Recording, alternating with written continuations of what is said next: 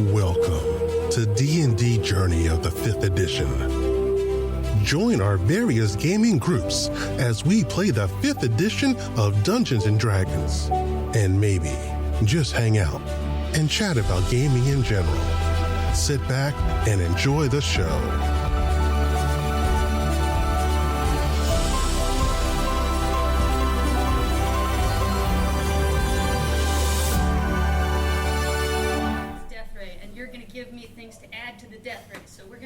Imagine that this death ray is right here, and you're going to say it's the best death ray because it has pink sparkles. And we all say, yes! And we're going to have you say yes, too. So if you have an idea for what to add to our awesome death ray, it's right here. It's all in our brains. We can all see it, right? It's right here. It has pink sparkles so far. What else does it need? Raise your hand. Yeah. A real brain. A real brain! Yes! All right, what else? A scope. A scope! Yes! Everybody say yes. You. A duck. A what? A duck. A duck! Yes! All right, what else? What else does our death ray have? Tesla coils. Tesla coils! Yes! All right. Is this the best death ray? Have we built the best death ray, or do we need more things?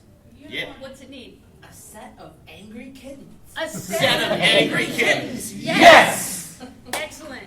We have now That built is a the best fantastic death excellent death ray. That is the best death ray I've ever heard of. Fantastic job. We can do one more. Let's build another thing. Let's We'll build just one do more this. machine. Yeah, We'll just scoot build the that death out ray there. out Watch of the the kittens. way. What's another machine that's in comic books? You use it in D&D. What are we going to build the best of? Someone give me something. Airship. Airship! Airship. Yes! Build the best airship. The best airship is right here. We can see it. It's got a hot air balloon. What else has it got? Yes, right here. A magic banana? A magic banana. Yes! Right there. I saw your hand. Come on. What's it got? Oh, me? Yeah. Propellers. Propellers! Yes!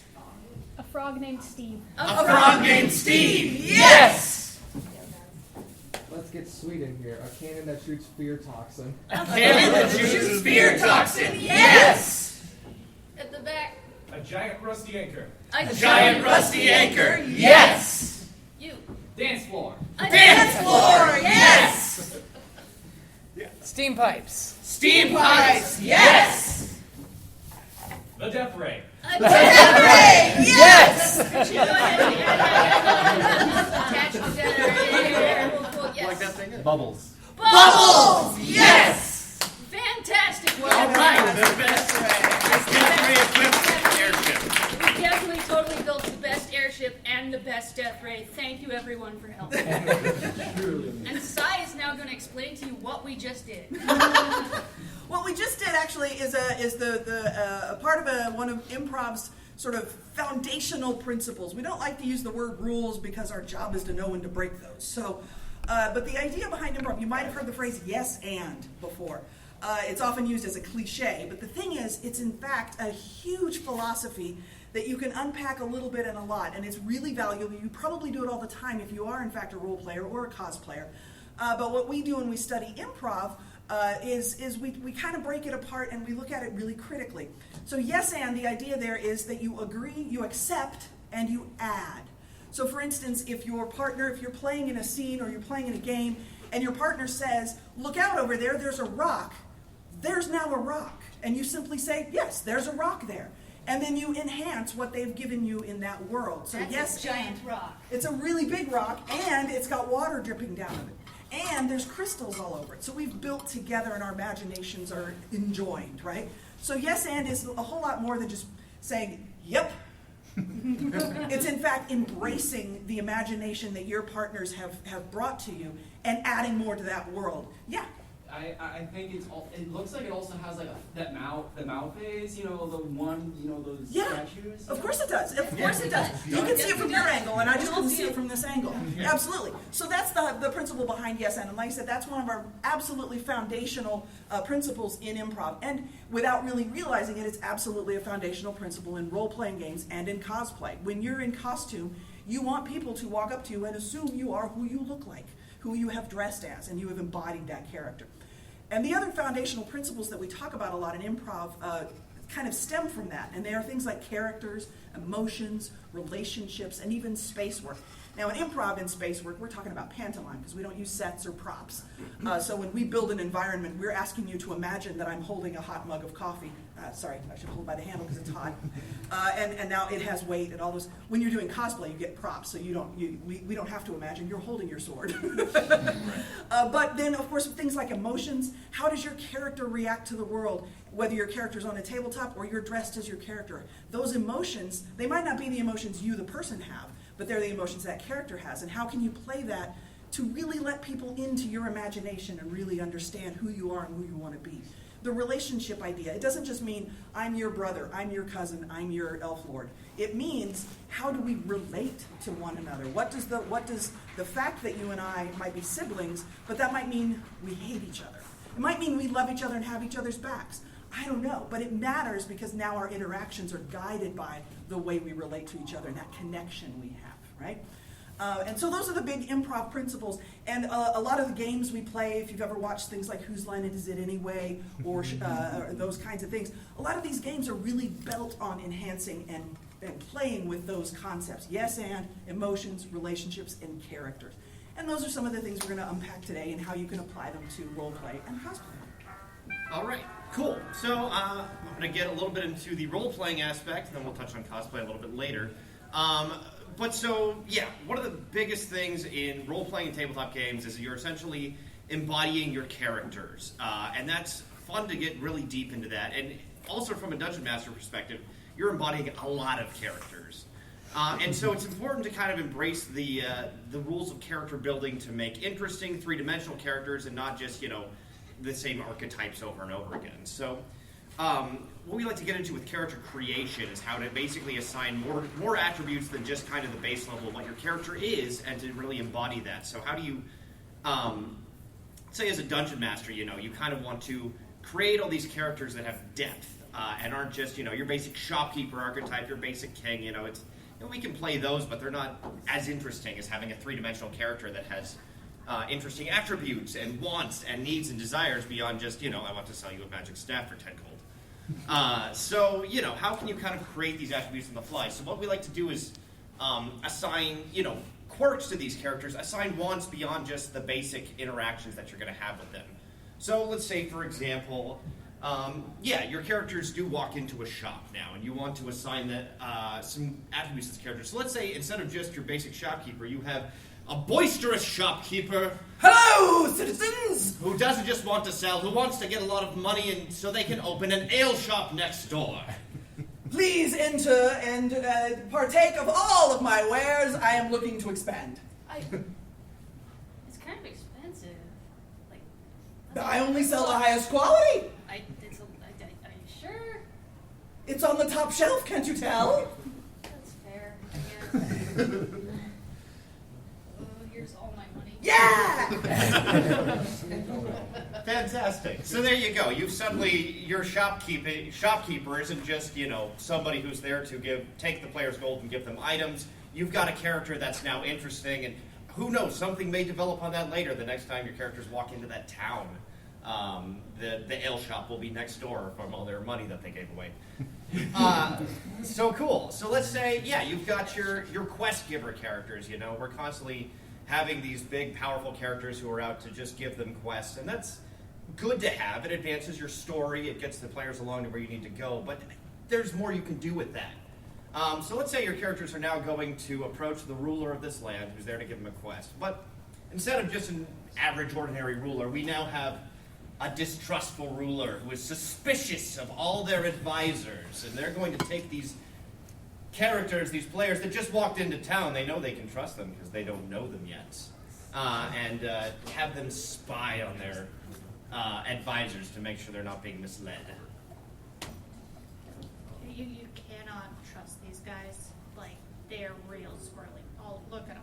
All of these guys? Yeah, I've never seen a more motley bunch, your and lead, so, my liege. yeah, how much is it going to be for you to just spy on all of them?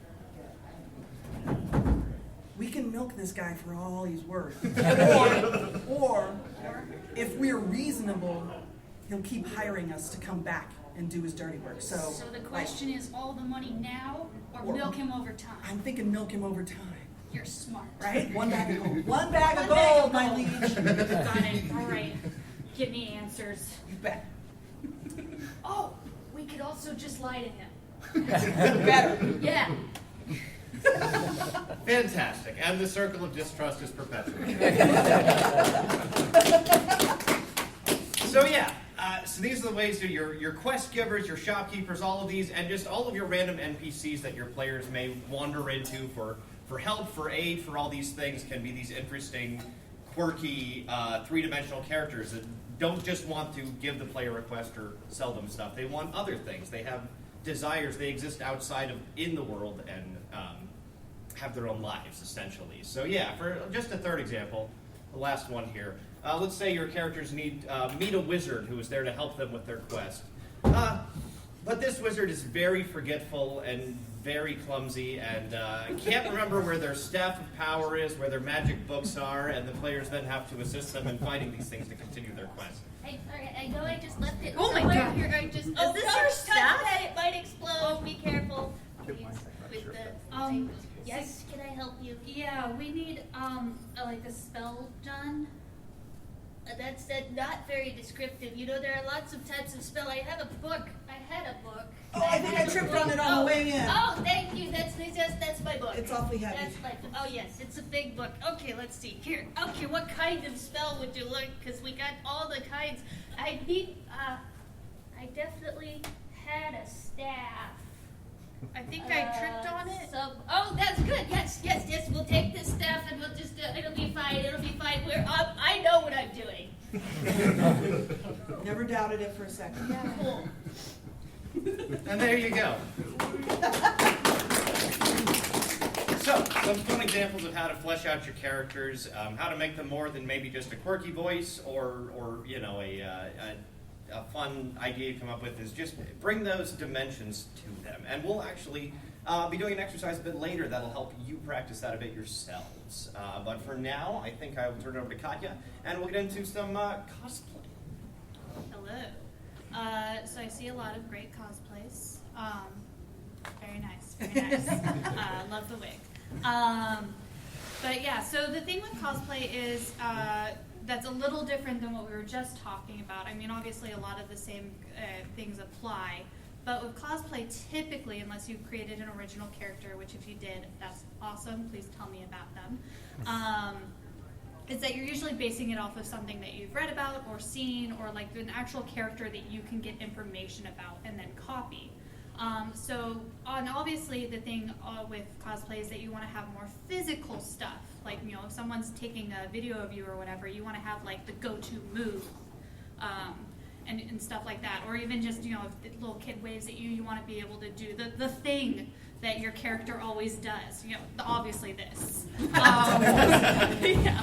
Yeah. So, you know, something to keep in mind that, you know, if you're just starting off, like basics of just, you know, adding a little bit more role play to your cosplay is to come up with like a couple things like physically that can be your go-to things, and then also just like think of the adjective about their personality that you want to most bring out.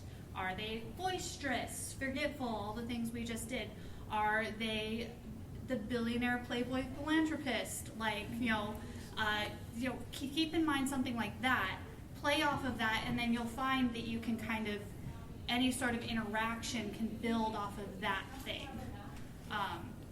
And it makes it easier because you're not having to constantly think of like exactly what that person would say. You can just be like, oh, well, they're always really sarcastic, so obviously I should just say a sarcastic thing right now.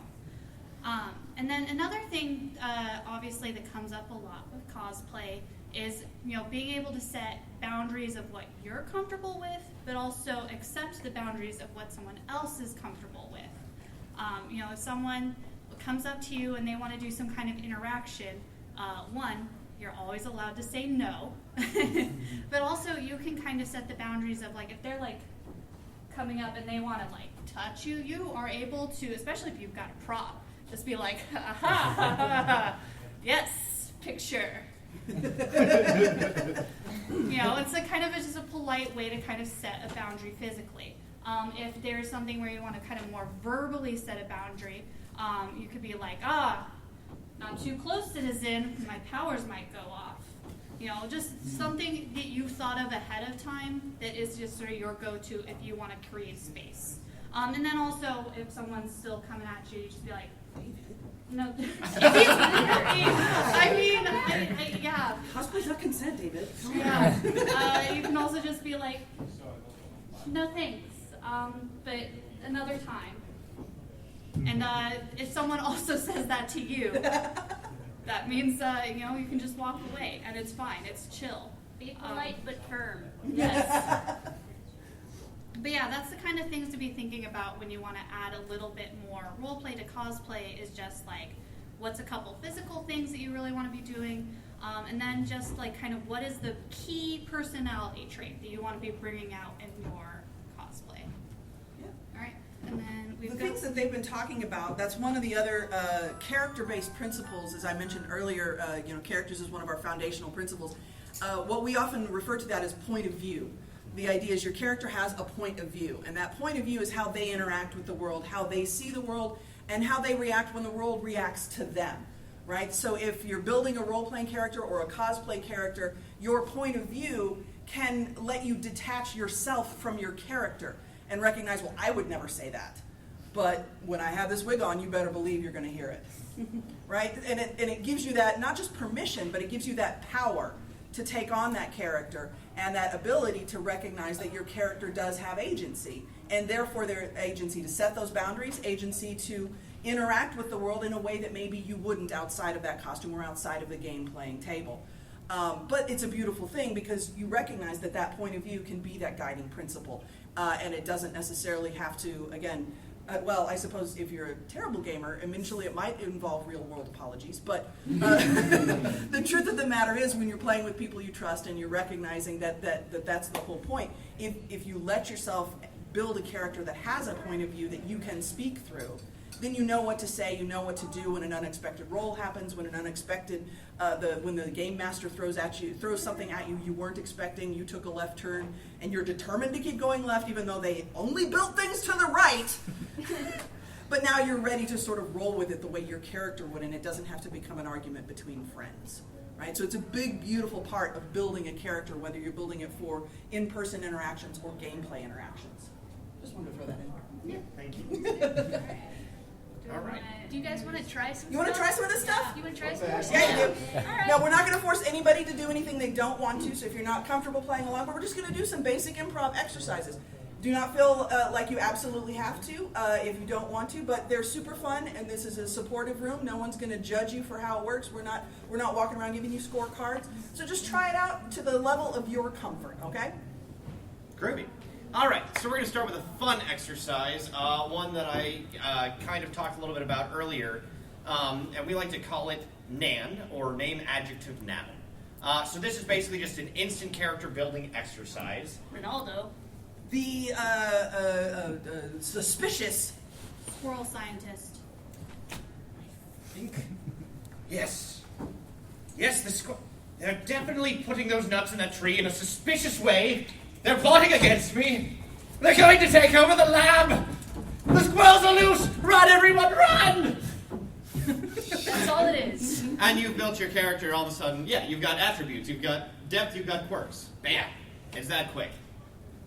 And often those things will give you no one is defined by their name, but often if someone says their name is Francois, then you go, well, that's a French guy. So there's an idea there that comes out of it without you having to put a lot of effort behind, like, I have to come up with this shopkeeper, and, like, he needs stuff, and I don't know what to do, that kind of thing.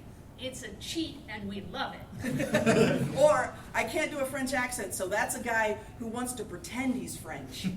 He's bad at it. And he's bad at it. That can be part of the attribute. Never be afraid to not do a voice. Yeah. Absolutely. Yeah. Oh, yeah. Absolutely. You should never feel pressured into doing some kind of special voice. Believe me, the personality is enough. Yeah, absolutely true. Absolutely true. All right, so what we ought to do is break into sort of small groups of people who want to participate. There's kind of enough room to sort of move around. So if you want, We're gonna come out now. we're coming to you! Beware! So we'll sort of break into smaller groups and then kind of cluster around one of the four of us if you want to play. Pick me. Sure. Come join me up here if you want to play. No pressure. It's all fun. Yeah, we can be closer. All right. You can shout things out. Anybody else want to join up? There's no pressure, no wrong answers. Shame-free zone. Triangle. It's coming. Exactly. We're on fun here. All right, cool. Good, three of us. So basically, it's name, All right. adjective, noun. So the name adjective now is super Any easy. adjective, Do it with just yeah. the three of us. Any adjective. Give us Give ideas. one more Mostly though. like a Josh, but it can be any noun, but let's Or not. yeah, if you guys want to help us with suggestions, Sure, that's like whatever you want to say. It's all about the peanut butter. So, Rachel, Yeah. yes, Oh, actually, I was Rose the android. serious. I was the only one that died in the show. You're Rachel, mysterious. Well, let's just go around for a few rounds of this for fun. Yeah. I will start off with a name, the next person gets an adjective, the next person gets a noun, the next person will embody that character, and then we'll just keep moving around the circle. All right, so I will say innocent, the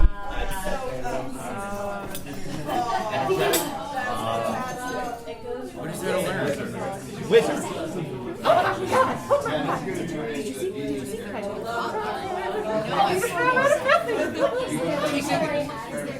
Beautiful. That's it.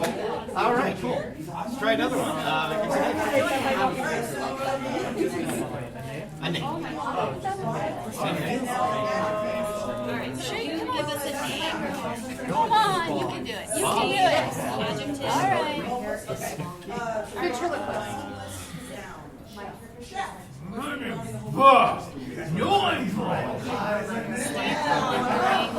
You didn't see my lips. I mean, you didn't see my lips move. Don't you judge me. Don't you judge me. Don't you judge me. I'm not You just have judging to say you. one sentence. Anything. Alright. There we go. All right. Try that. Samuel.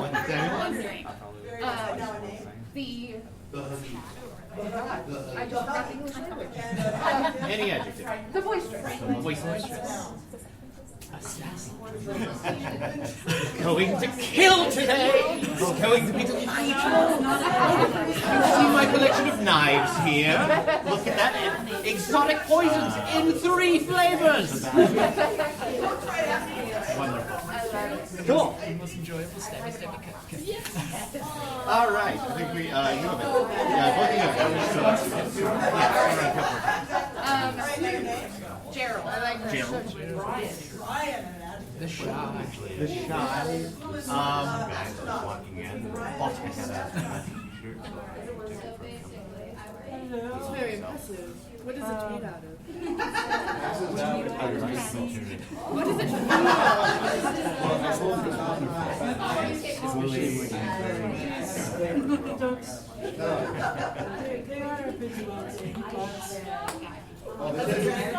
Beautiful.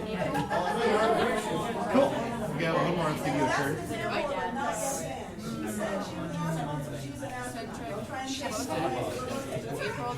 Be rageful.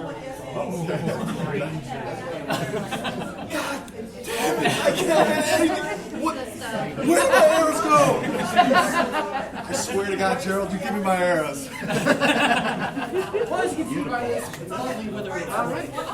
Cool. It's that simple. That's your instant character creation. You use any enhanced overlay or whatever character creation you have. That's like it's my characters, they play like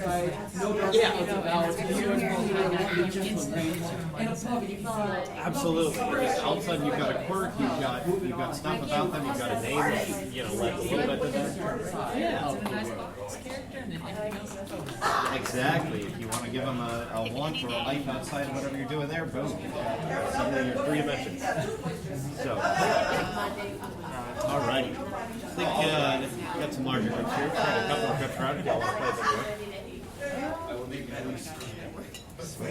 Anybody else want to join in? Throw out names or adjectives or nouns for us? Peggy. Peggy. There we go. Peggy, the No, I didn't hear that. I'm trying to think. Eloquacious. Peggy, the eloquacious. It's a noun, some sort of. Peggy, the eloquacious doctor. I think you were next. What does eloquacious mean? Verbose, very wordy. Yes. Oh. You see, a solution is X-ray. It's elongated road. The punch is broken. Just slightly to the left. Cool. Anybody else want to give us some names, adjectives, or nouns? Politician. Alright. Padre. Padre.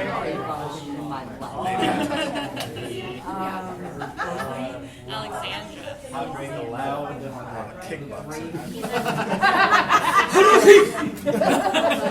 I am Padre, the kickboxer. Watch me do the splits. That has got nothing on this. I am Padre.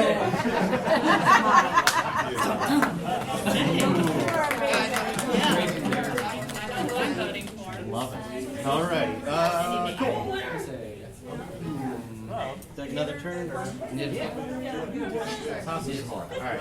What's name? Thomas? Intelligent. Is it Zany? Orphan.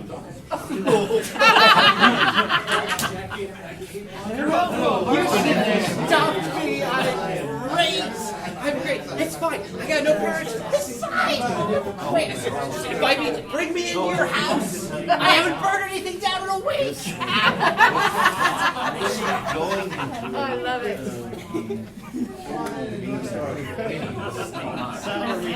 Are we getting close? Are we getting close? Everybody having a Excellent!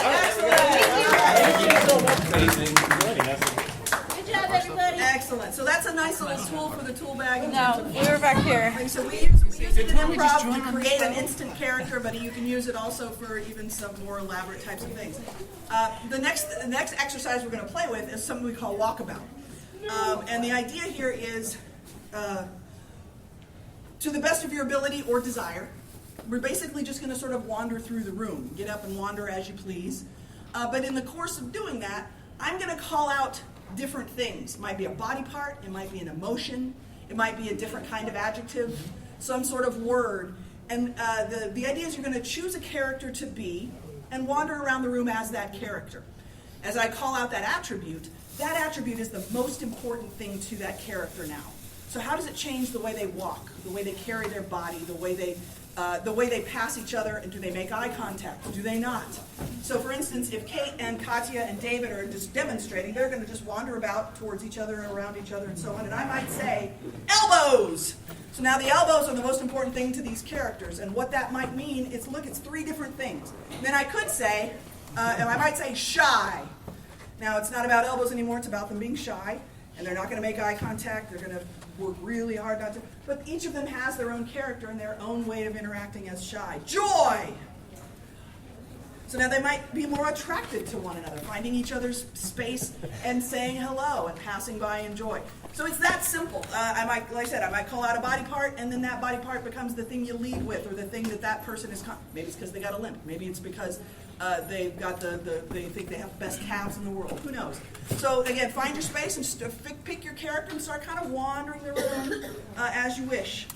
Those of you who would like to participate in this, just figure out who your character is. You can interact with neighbors you pass by, say hello, make eye contact.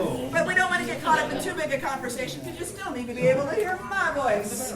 So as we're wandering around as our characters, now I'm going to suddenly say, your left eyelashes. Your left eyelashes are suddenly the most important character-defining piece of this character. How does that mean you change in your interaction with the world? What does that mean? What does it change the way you interact with other people? Or I might say suspicion. You're suddenly suspicious. How does that mean you suddenly interact? Does it mean you're making more eye contact, less? Seeking out people or not? Your knees. Your knees are the most important thing. Does that mean they raise up? Does it mean they've given up? Does it mean they need to sit down because they're 51 years old? Or am I just talking about myself? Shut up, all of you. Quit laughing at me. How about, let's see, how about ecstatic? Ecstatic. Your character is ecstatic. I don't know why. You may not know why. Your character is suddenly ecstatic. Une baguette? Ah, une baguette. Let me take a baguette.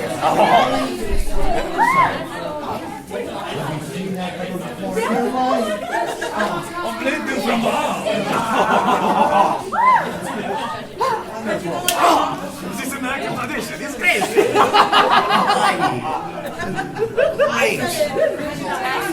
Fantastical. Excellent. Very nicely done. That was walkabout. I just want to do that one very quickly. Again, just recognizing we don't, because of the chairs, we don't necessarily have the kind of space to really interact with one another. But it's the same kind of thing. You can always find a thing, if you sort of find yourself getting stuck, either in cosplay or in roleplay, like, I don't know how my character should react right now. Kind of break your own comfort zone patterns by thinking of, I don't know, what if the most important thing in this person's life was their left kidney? I don't know what that means, but I'm going to decide what it means for this. Oh, whoa, wow. Can we stop? I don't know. But it gives you a new place to go, and it's going to unlock that stuck, right? It's a great way to get unstuck. It's really helpful when you're in a cosplay and you're like, what's my walk? Yeah. You can be like, you can pick a thing, you're like, this person leads with their chest, or, Yeah. you know, or this Yeah. person's just really, like, scared of everything. So, yeah, just picking that one thing and then making, like, the whole, you know, kind of basing from there is really helpful. If you ever get stuck, like, what does that really mean? Think about, I'll give you my Gen X version of it. It's Riker and his shoulders. Right? Leads with that. Leads with the shoulders, right? Leads with the shoulders. Okay. All right. So this last exercise, again, if you're not comfortable doing this, there's no shame. But because again, you're always allowed to be like, no, thank you. I'm good. No, thank you. I'm gonna walk I'm all away right. now. Fine. But we would like to partner people up. But this one is a kind of partner exercise, and it's called Cliche busting. Cliche Buster.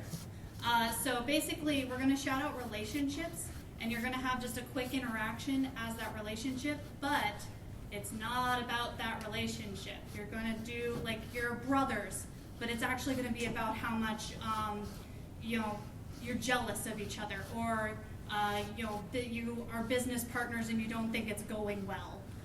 So even though that's the relationship, don't go into the cliches of that relationship. Pick, like, a totally different thing that then, you know, builds off of knowing each other like that, but it's not about being brothers, boyfriend, girlfriend, anything like that. Yeah. Does that make sense?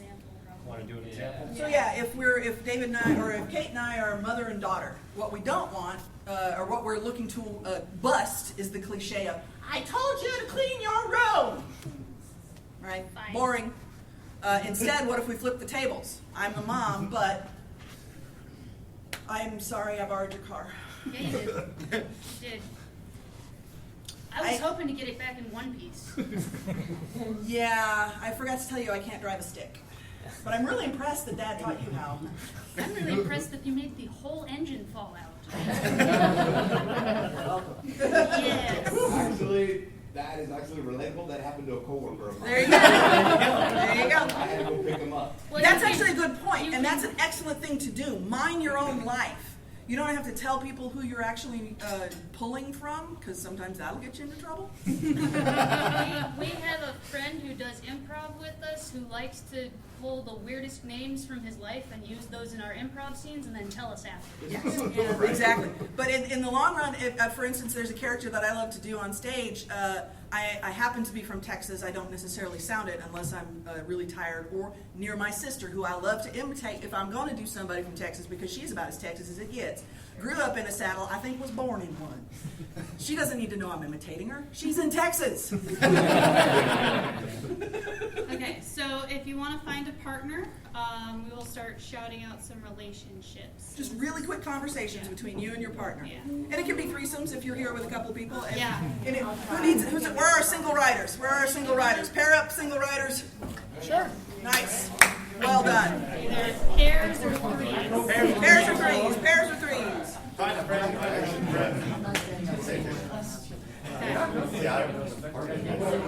All right, so if we're ready, our very first relationship is going to be student and teacher. You know, I've seen that. You're saying I got this wrong, but I'm saying I got this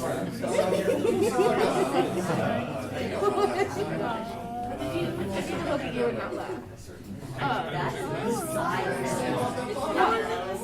I checked and I was like 15 minutes late. You should like just steal my Okay, all right, next. Next up, lawyer and client, but don't talk about the case.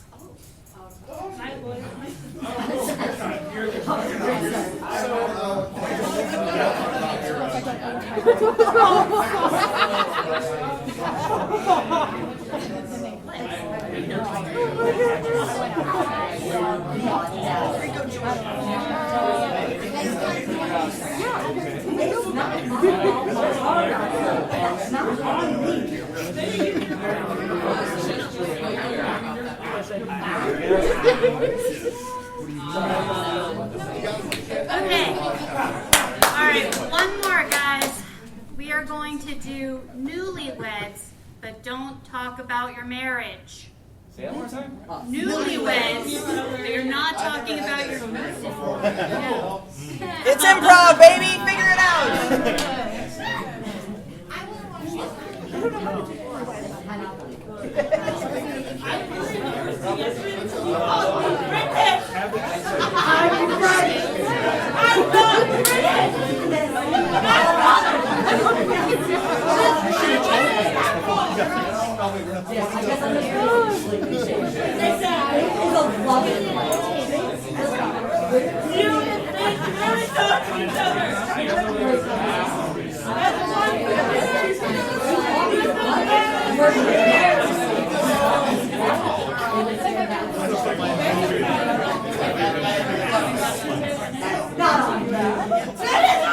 Okay, everybody. Yay!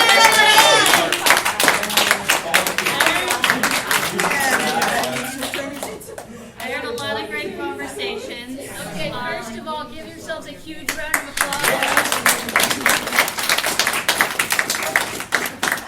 Improv is intimidating until you try it, and then you realize we're just screwing around. And this is And also, this one is a rule. It's probably the only rule of improv. Whatever choice you just made was the right choice. Absolutely. Always, no matter what, whatever you pulled out, that was the right choice. So never doubt yourself when you're just going through improv. Absolutely, absolutely. So we're going to wrap up by giving you a chance to ask us some questions and open up a discussion if you need to. But before we do that, because as you might notice, we are similarly dressed, we've got to do some plugs. You were handed a flyer on your way in. If not, Katya will run around and hand them to you if you need them. Unscript Theater is a nonprofit organization here in town. We're a theater. We have family-friendly shows every Friday and Saturday at 7:30.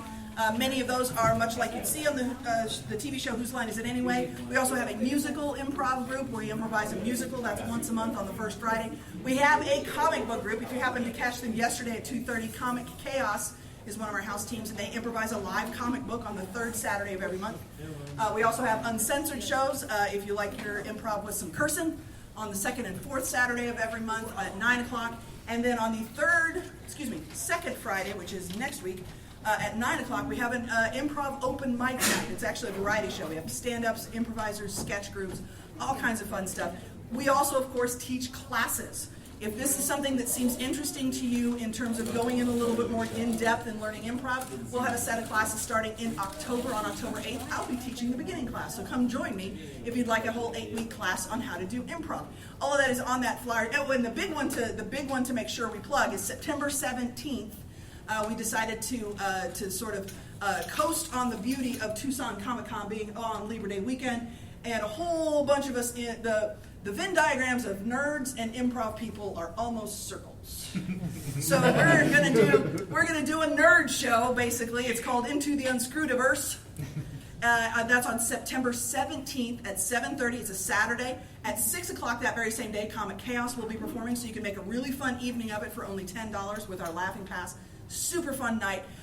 We're going to have a gamified portion. We're going to have dice rolls that determine what the players do on stage, mashup kind of stuff. It's going to be a whole lot of fun. So don't miss out on all of the fun things that Unscrewed Theater has to offer here in Tucson. And if you thought me talking about, improv or role-playing and stuff like that was interesting enough to want to hear more. Oh, yeah! I am hosting a class on October 2nd at 10 a.m. Yes, 10 a.m. I can remember times. All of that can be found at unscrewedtheater.org. Or on the flyer I handed you. Also or on the phone. Yeah. Also, speaking of, I got free tickets. If you would like one, raise your hand. To come see a show. Awesome. They're good for any date. They're not specific to a specific show. And while she's doing that, if anybody also has any sort of questions for us about improv and how you can apply it to role-playing or cosplay, or just improv in general, or role-playing cosplay in general, we'll answer any old question. If we don't know the answer, we'll make it up because we're really good improvisers. Does anybody have a question, or is it? Anybody? That's fine. I'm happy with you. You got something? Yes. We teach classes for kids in the summers. Yes, we'll teach classes usually it's in the summer. Mostly because most of us have day jobs, so it's hard for us to do it outside of summers. But yes, we will have our classes right now are 18 and up, and starting. Unless you do the Zoom one. The Zoom one is not. Well, that's true. We do have a drop-in class every Monday evening, which is no experience required, no commitment required. You can come to one or not, or a bunch. And we do have a Zoom version of that, and kids are absolutely welcome at that if you want to just do improv. Got a couple kids who will occasionally. Yeah. All of our shows except for 9 o'clock shows are family friendly. Are kid friendly. Yeah. So you can bring them. When we've done it in the past, we did in the class we've done, the live classes we've done started with grade. I think I started with grade 6. Yeah, I think I know the Zoom one we've got like a little We've kid got- at least. we've got So little like tiny it's ones. like I don't think there's an age limit. I also didn't kick out the 11-year-old who came to the in-person drop-in that I taught a couple weeks ago. So. That's fine. It's great. I mean, It's perfectly great. you make It's the perfectly rules. great. Well, teaching a full-length class has a whole different set of liability issues that takes planning. Any other questions for us about cosplay, roleplay, improv, and their mergers? Yes? Oh, I was just gonna ask about improv. Like, what do you suggest when you're in the spotlight? It's your turn, and you're like, Yes, and. Yes, and. What Absolutely. what was just said to you, build off of that. Don't try, that way you don't have to try and think of something brand new. You're just saying yes to what they said and. Yes, and a really good way to buy yourself time is to repeat what they just said to you. One of the biggest things. What you just said to me. Yeah. That's What true. you just said to me? Yeah, And then I'm going to add to it. Now you're on an interesting track because a left turn and you become a therapist doing that. A right turn, you become an improviser. But the truth of the matter is, one of the things you can also do is simply react. Now, sometimes the easiest thing to do is to assume that the easiest reaction is to what we call deny or to start an argument, because there's an endless Monty Python sketch of yes I did, no you didn't, yes I did, no you didn't. But the truth of the matter is that gets old real fast unless you're Eric Idle and John Cleese, and you've got BBC funding. I'm still not. And I'm still not, no matter how hard I try. But the truth of the matter is sometimes the best reaction you can have is the second one you thought of. My instinct is to go, nah! But what if the second thing was, what if I said yeah? Like, how dare you come in here and not pay me back my $20? Because I didn't want to. As opposed to, I don't have $20, you have to please. Because we've all seen people plead for something that's been demanded of them. What if you embrace the fact that you failed? right? I chose not to pay you back because I saw something shiny. Okay. I've also made it a character choice at times. You know, there's been moments where I just blanked, and then I go, "Why would my character have just blanked there?" Because they're upset about this, and then you've got something to talk about. So yeah, just embrace the blank out and go. Clearly, my character is blanking at this moment. Yeah. Why? And then once you answer that question, you And the go. things that are gonna make the things that are gonna make your two characters' relationship more interesting is the more you explore everything that is not the thing that you're talking about. Right. Yeah. I'll give you one other tip, and this is one that one of our fellow players, her name is Anna, is an absolute master at. She's very easy to break on stage. She giggles because she finds what just happened to her funny. But she's the master at turning that into an emotional moment for whatever character she's playing. Someone will say something to her that she decides is funny. You don't understand. She's busy getting the laughs out while we're all seeing crying. And the best part is, the thing that was just said to her should be funny and should be laughed at. But now that she's crying at it, we're all intrigued. Why is this sad? What just happened?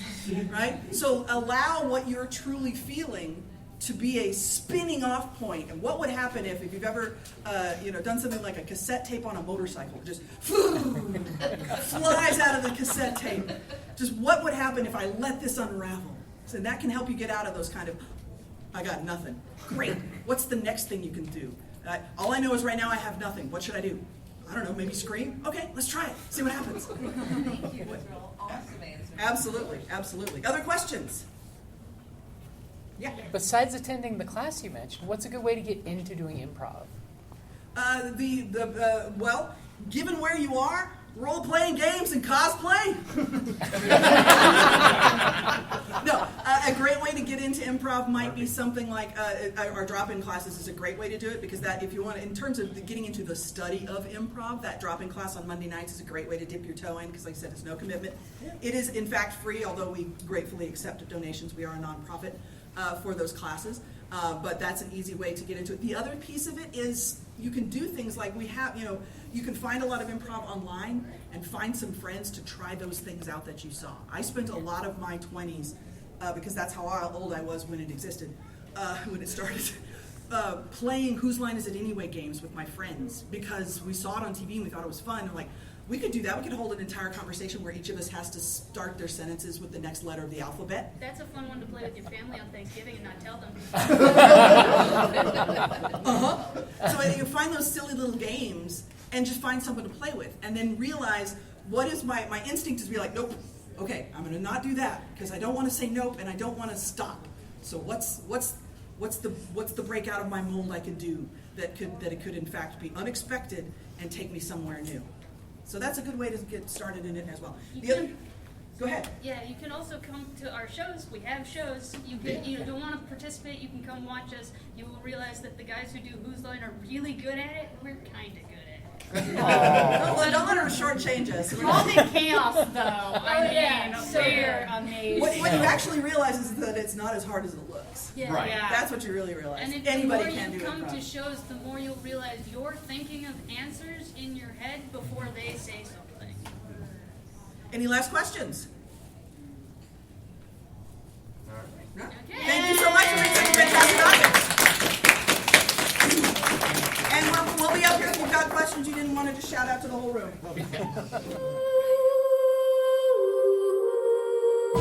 Thank you for listening to D&D Journey of the 5th Edition, a member of the Creative Play and Podcast Network. Please follow us on Patreon at patreon.com/CPPN to never miss a show or stream.